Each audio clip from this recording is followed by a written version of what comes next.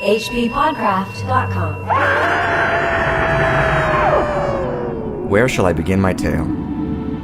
This one has neither beginning nor end, but only a perpetual unfolding, a multi-petaled blossom of strange botany. I might, for example, begin with Eliane. She has nothing to do with the story except that she happened to start it off, or rather, she happened to start me off on it. She burst into my room one day when I thought her 3,000 miles away, if not more. She opened the door and said, "Here I are." Pretty, pert, and healthy. A certain amount of money and a certain amount of brains. Nothing extravagant, just a certain amount, but entirely sufficient for her purposes. Pretty, pert, and healthy. Eliane sounds like my Mirror World doppelganger. Yeah, I've always said that Chris Lackey is whatever the opposite of pert is. That's him. Although Eliane has a certain amount of brains, nothing extravagant, which means that as her opposite, you have an extravagant amount of brains, which is also something I've always said about you. Chris Lackey has an unnecessary and frankly wasteful amount of brains. I really don't use much of it at all. You do weekly spread them out to the masses on this podcast, the H.P. Lovecraft Literary Podcast. At hppodcraft.com. I'm Chad Pfeiffer. And I'm Chris Lackey. That was the beginning of the introduction to Guy Endor's novel, The Werewolf of Paris. And it was read by an old friend of the show, Erwan G. Marshall. Oh, yeah. Thank you, Erwan. And thank you, everybody, for making October the new improved Werewolf History Month. Yeah, man, this is so new and improved. I can't even believe it. We shouldn't even call it Werewolf History Month. It's because history's stale, you know, and this stuff is like cutting edge. We should call it Fresh Werewolf Month. This is like 30 days of farm-to-table werewolf, so fresh that we chose to do an 80-year-old book about stuff that happened 150 years ago in France. The Werewolf of Paris was published in 1933. It was a #1 New York Times bestseller. Since it was during the Depression, it is rumored that Endor took a flat fee for the book and didn't see any royalties. Oh, man. However, our man Robert Bloch, whom October used to belong to, remember it was Blocktober. Yeah. He said that this book is on the list of his favorite horror novels, period. And also Brian Stableford said that this was the werewolf novel.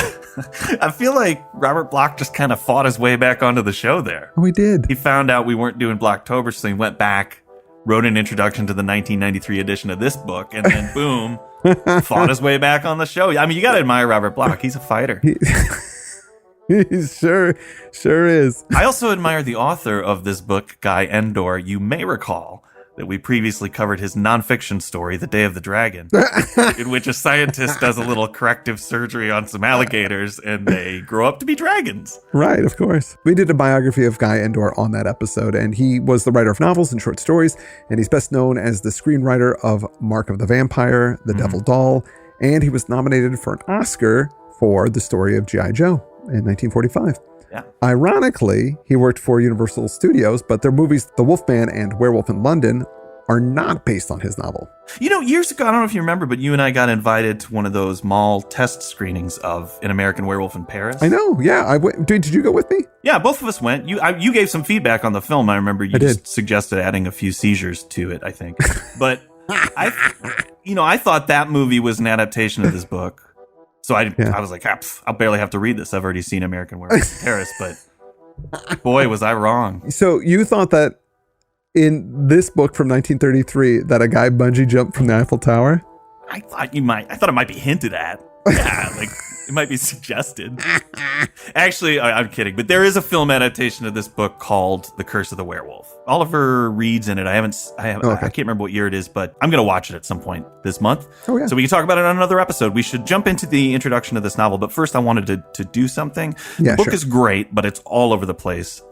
At one point, the author even apologizes to the reader for going off on tangents. Seriously, he says, okay, that was crazy. Let's get back to the story. So I'm going to give everybody the TV guide synopsis of this book right now. Okay. That way, you and I can go off on little tangents. We won't get lost when we talk about the other things in the book. Here's the basic story of the Werewolf in Paris. Bertrand is the bastard son of a priest and a simple country girl. He is born on Christmas Day with hairy palms and dark eyebrows meeting on the bridge of his nose, and he howls instead of cries. As Bertrand grows, he suffers from murderous dreams, and his animal nature emerges when he visits a local brothel. Only his uncle, Gallier, suspects his true nature. He moves to Paris, commits a bunch of murders, but is cured for a while by drinking the blood of a masochistic rich girl. Circumstances of war intervene and pretty much everybody dies, except one guy who gets one of his eyeballs eaten up by some flies. That is the concise synopsis of this book. Every detail I provided there was necessary. But that's what's going on, so keep that in mind. If you ever get confused about what we're talking about, that's the core spine of this novel. There you go. Okay, let's talk about the introduction. Okay, so this book, like so many that we cover on the show, has a wraparound story. From what we heard at the top, an American working on his PhD in Paris is visited by an American friend. Not that they were great friends, but since she was American, and you're abroad, that acquaintance can become a really close friend. Quickly. So we don't get his name, but her name is Eliane. And this girl loves to party. Like right off the bat, this story gets spicy. Like this might actually be the bawdiest story that we've ever covered on the show. Yeah, sometimes we get accused of inserting sex into our analyses of these stories. Sure. But the insertion is all Guy Endors in this case. We don't have to make it up. This is a pretty scandalous book, and I actually mean it this time. I'm not going like, oh, scandalous. Like there's S&M, rape, incest. I was surprised by it for a book from 1933, and I couldn't put it down. Yeah. I don't apologize for it. That's amore. Good callback there. Eliane shows up in Paris and she wants to hit the town. Our narrator wants to work, but is persuaded. Yeah, Eliane asks him if he's read Flaming Youth, which is a book from 1923 by Samuel Hopkins Adams about the sexual urges of jazz-age women. It was made into a silent film the same year starring Colleen Moore. It was a big hit that kind of fixed the image of the flapper in the public's mind. According to F. Scott Fitzgerald, I was the spark that lit up Flaming Youth. Colleen Moore was the torch. Little trivia, by the way, I named my novel Children in Heat after a Misfits song, but I also like that title because it was a bit of a nod to Flaming Youth. All right, there you go. That's true. Eliane loves Flaming Youth. She says, it's about the new generation that's growing up with freedom. And this section, I felt, should be read by anybody who complains about those kids these days. Be modern, not a stick in the mud, she says. It's you who are a stick in the mud, the narrator replies to her. Here's a quotation from an ancient Egyptian papyrus. He happens to just have this nearby. Yeah, of course. The young people no longer obey the old. This is an old Egyptian papyrus. The laws that ruled their fathers are trampled underfoot. They dress indecently and their talk is full of impudence. There always was a younger generation and there always will be. Yeah. But my superior wisdom was of little avail against her persistence. I was just reading recently that Socrates hated written word. He got real mad about it. He's like, oh, people are so lazy nowadays. They're writing things down because they can't remember them. That's brilliant. Millennials. So they go out and they rip it up. As they hit different bars and music halls, they pick up a bit of an entourage. Eliane is hungry and there happens to be an all-night restaurant. So they go there like at 3 a.m. She's hammered and horny. And she says that she's hot. So she starts taking her clothes off down to her bra and panties.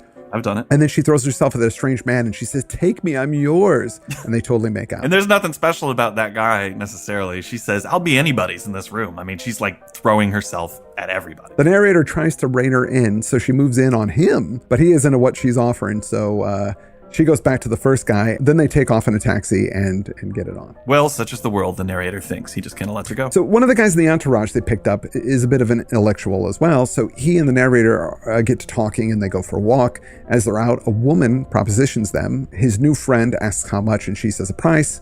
And then he walks away. She lowers her price and he still walks away until finally she says that she'll do him for free. Yeah. And then he just, blows her off and walks away. And the narrator thinks, man, that was a real dick move. Like, why did you ask her about her payment if you weren't interested? And he goes, I just like to, fun little game I like to do. And he's like, man, this guy's a jerk. Yeah. But the guy says that the reason he was doing it to her is because that she was a pathological case. It's a disease, he went on to say.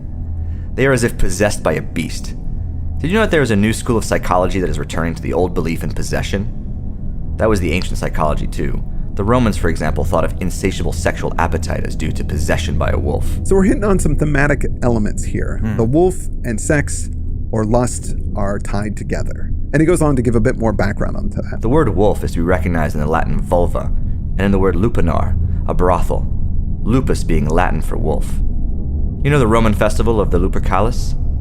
It would correspond to our carnival and was characterized by a complete abandonment of morals.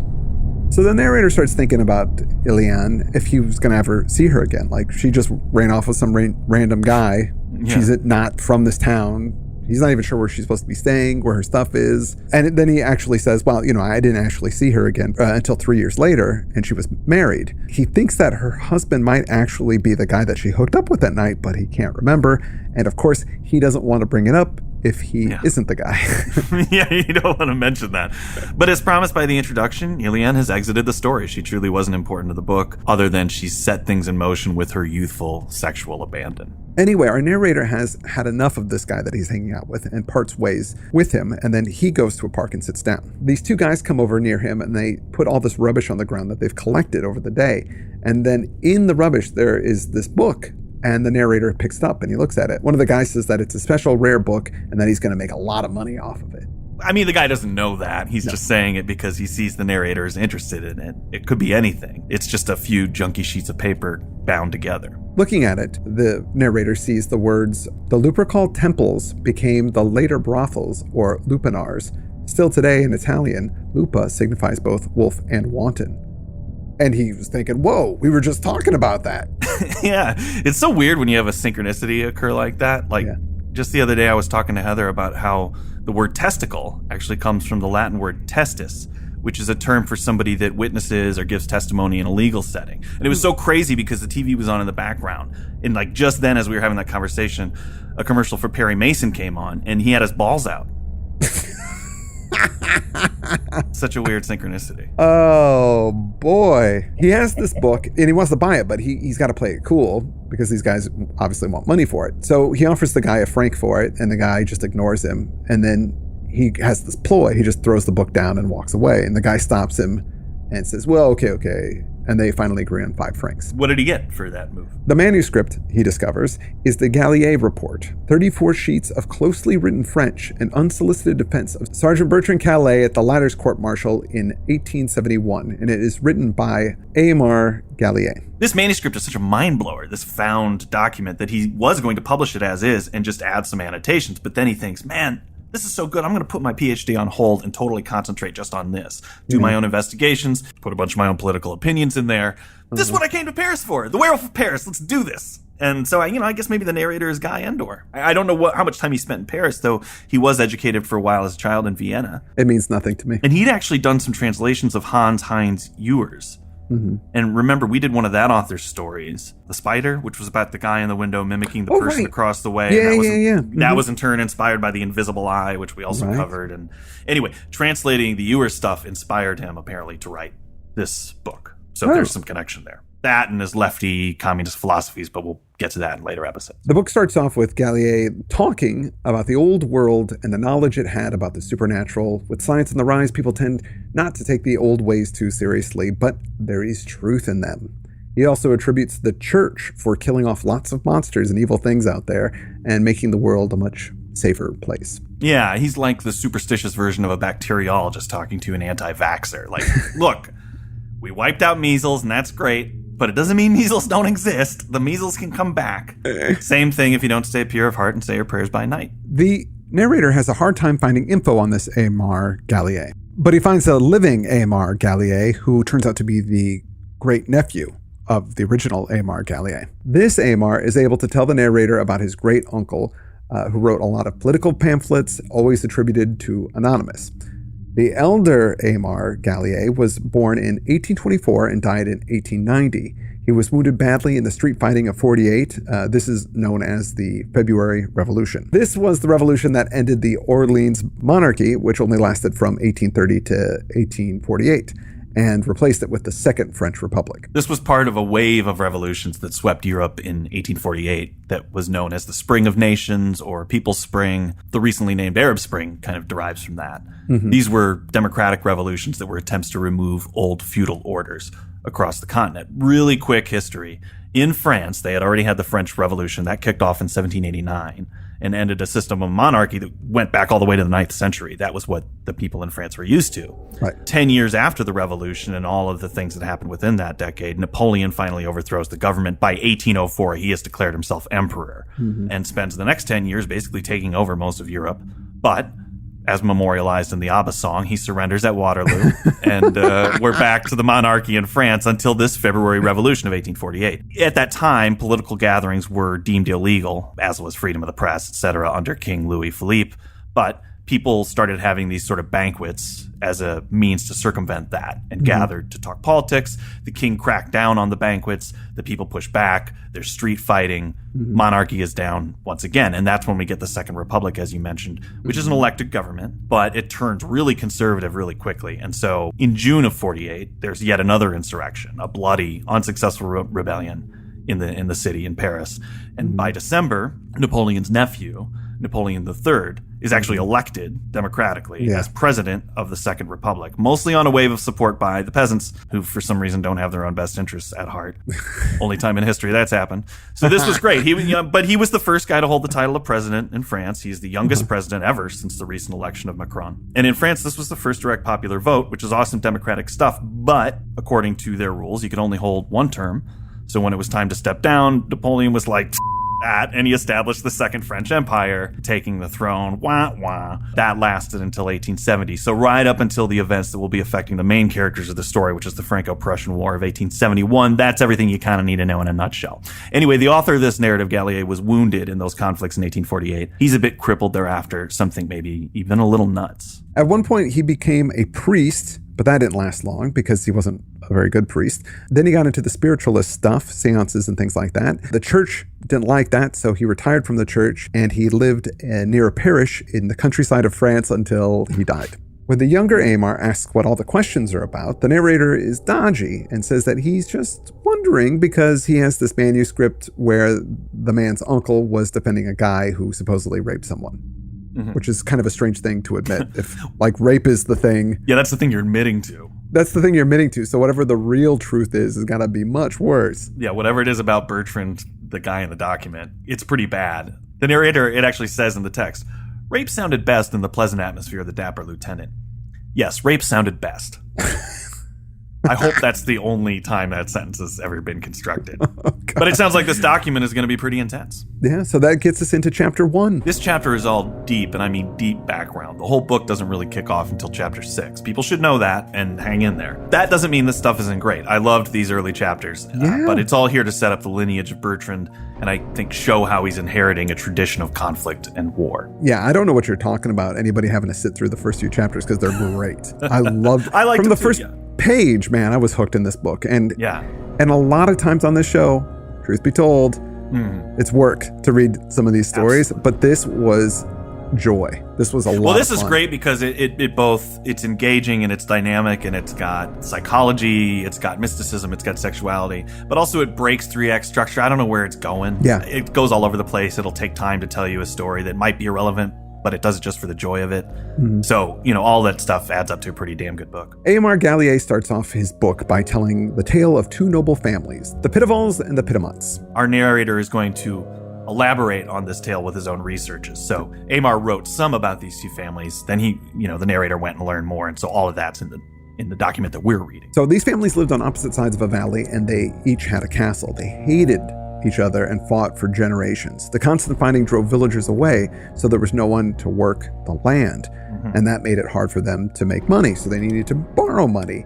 And they both borrowed money from the Datini. Both families build up debt to the Datini, sort of an iron bank type of entity. And once in a while, it's funny, like one of the houses will rob the other house to go pay the bills that they accumulated for fighting with the other house. So it's just so ridiculous. It's just in this family story here in the background, we get all the senselessness of long war and conflict. Boom. It's right here just between these two castles. So one night, a begging friar went to the Pitavals' castle and got them to take him in. He charmed the socks off of them and they allowed him to stay the night.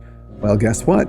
He was a Piedmont in disguise. So he snuck up in the night and he killed the lord and lady of the castle. But he was caught by their son, this big, huge Andre the Giant kind of guy. Then made this pit in a room and bricked it over except for this little hole in the top. The guy was stuck inside of there. And the new Lord Pitaval, which is the big Andre the Giant guy, kept him in there for decades, just feeding him little bits at a time, raw meat. Yeah. Really horrible, torturous thing. And I'm speeding through this, but this part of the book was really great and I was super into it, and it was very suspenseful because I didn't know what was going on in the story. Yeah, it could even stand alone, honestly. It was a really engaging chapter. Yeah. there's this slow descent in madness as he is in this hole, and then he begins to howl like a rabid beast. And when people ask, Lord Pitiful says that they have a wolf imprisoned down in that hole. And the whole time, this Piedmont guy is waiting for his family to rescue him. His name's Jahan or Jahan. I don't know how you pronounce it, but of course, they think he's dead, so they don't show up to try and save him. So decades go by, and both the Pitifals and the Piedemonts are broke, and the Detini call in the debt. The giant lord, now old and slow, leaves without a fuss, but the only remaining Piedemonts show up, 2 old ladies, and they want the remains of their long-lost kin. Yeah, they're emotional about it. One of them might have even been a wife to this man. It says, tell me where poor Jahan lies buried. And then he gives them the key to the room that has the pin in it, because he's still alive. And just walks out. It's so cruel because they're, instead of finding a body, they're going to find this debased animalistic madman that they used to know. And then they're also going to know that they failed him all these years, leaving him for dead instead of coming to rescue him. The Pitifals don't matter much to the greater arc of the story. It's about the Piedemonts. And you're right, the Pitifals don't matter much to the greater arc, but he does make mention. He couldn't find a lot of Pitifals in the records over the centuries. There is one, Gayat de Pitival, who became somewhat famous. He talks about how this guy basically wound up founding the crime genre of nonfiction, true crime stories. And turns out this was a real guy. Francois Gayat de Pitival was a French advocate, born in 1673, died 1743. He compiled a famous collection of true crime cases. And this is where we get, the term cause célèbre, famous cases. Oh, right. Yeah. Later, the literary genre of true crime, it became actually known as a Pitival. So a true crime story would be called a Pitival. Oh, wow. He kind of revolutionized that whole industry because true crime stories used to be only for legal professionals to consider. And he thought, well, the public might be interested in these kinds of things. And of course, they ate them up, and we're still consuming Pitivals today. Yeah. If there was a Pitival streaming service, it would be a hit. Heather works for a production company that produces all these murder shows for the ID network. And so I would say even part of my household income comes from Pitivals. Wow. And why? It's because people are werewolves who love the blood and guts. We have this base nature that is satisfied by seeing people murdered and tortured. Well, well, that's what the book's about. So get ready to refute that point of view. and that gets us into chapter 2. We jump into the early 1850s in Paris. There is this widow, Madame Didier. She's a rich old lady, and around the corner from her lives a priest named Piedmont, and she was quite fond of him. Now, this madam has a nephew, and his name is Aymar Gallier, the guy who's written the document. Yeah, he's the guy He's the one telling the story. He has been staying with her since his injury, because remember, his leg got messed up, and they have this young servant named Josephine, and she is only 13 or 14 years old. So one day there's a bad thunderstorm, and Madame Didier gets freaked out and wants holy water to protect her from the lightning. They send poor Josephine out in the storm, and she's only just started working for them, so she's not even really sure where she needs to go, but she runs to the priest. When she gets there, she's all wet and her clothes are kind of see-through, and it's kind of gross the way it's described. She was wet to the skin. Her garments clung to her. Her breasts had but begun to grow. They caused her light dress to swell up. The nipples were hard with chill and chafing. Of late, they pained her. Françoise had said to her sagely, "You have growing pains. Everyone has them." Was Endor's intent to gross me out? Because that's what he did. I suppose we're supposed to understand what the priest is got going on in his head, but to me, it's very jarring, because this is a pubescent girl. Yeah, he means to gross you out. Well, he means to paint it like it is. She's not a woman yet, but she's starting to become a woman. Oh. I was shocked because even though there'd been these loose flappers in the introduction already, I didn't know there was going to be this level of sexual content throughout the book. Yeah. And Father Piedmont is very wolf-like as he approaches her. He says, "What is it, little girl? Why are you all chilled? Come and warm yourself with a glass of wine." And of course, he is overcome with his perv lust and sexually gropes her, and then he rapes her. It has a realism to it as well, that whole scene, the way he leverages his position to talk her into stopping resisting, and he makes her swear by the cross that she won't utter a word of what happened. Yeah, it's horrible. So she goes back to the house having totally forgotten about the holy water, and they ask her what happened, and she breaks down and she tells them. Aymar is like, "See? And Napoleon is visiting with the Pope right now. This is religion. I gotta tell everybody about this. I hate religion, I hate the government, I hate it." At first, Didier doesn't quite buy it, so she goes over to talk to the priest, and Father Piedmont plays like he doesn't know who she's talking about, but then she notices that her container that she gave Josephine is there on the floor, and then he sees her see it, and then he just knows the game's up, and he begs for forgiveness. She freaks out and runs away, but she's a good Catholic, so instead of going to the police, she goes to the bishop. Oh. He's so upset about what happened that he just transfers the priest to another parish. World hasn't changed much, obviously. So what a surprise. The priest at the new parish keeps doing screwed up things. So they finally decide, hey, we're going to send him to, they say, Father Piedmont, check it out. Here's your option. You can go live with the Trappists, who are these, silent brothers in a monastery. They don't speak. And of course, Father Piedmont doesn't want to deal with that. So he skips town, stealing a bunch of the church's valuable items. Jerk. Oh, God. Well, to put it mildly. Yeah. After the incident, things begin to return to normal at the house. It's just Madame Didier, Aymar, the cook Francoise, and Josephine. So Aymar is writing some good political stuff and notices that Josephine is always cleaning around him and giving him looks like she's trying to get him to notice her in a sexual way. And he isn't sure if she really is or if he's imagining things, but he says that he finds himself attracted to her, which disturbs him. So he keeps away from her as much as he can. This rape has kind of pushed Josephine to only see herself as a sexual object, maybe, or it's unlocked the wanton animal nature inside of her. I don't know. I felt terrible for her.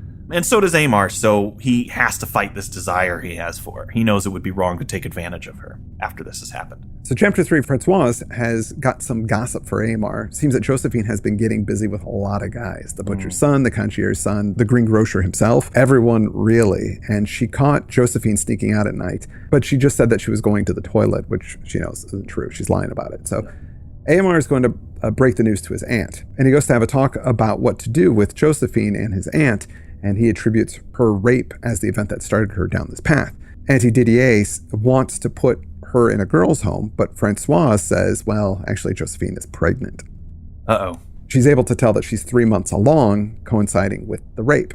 So they bring her back in, they talk to her, and she feels like she's doing nothing wrong, which, if not for her age, she isn't, by having sex with these other boys. No. Aunt Didier is going to send her off to a house for wayward girls, but then she thinks how it would look for her, so she decides to give Josephine a room and let her stay in the house.